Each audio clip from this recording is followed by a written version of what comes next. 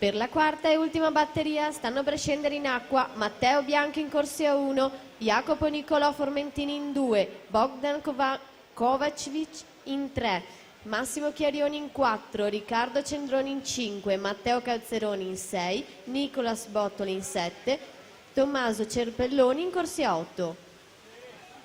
Ancora per cortesia un allenatore Nottoli nuoto 74, qui impostazione microfonica dal giudice arbitro per accordarsi su quando effettuare lo spareggio.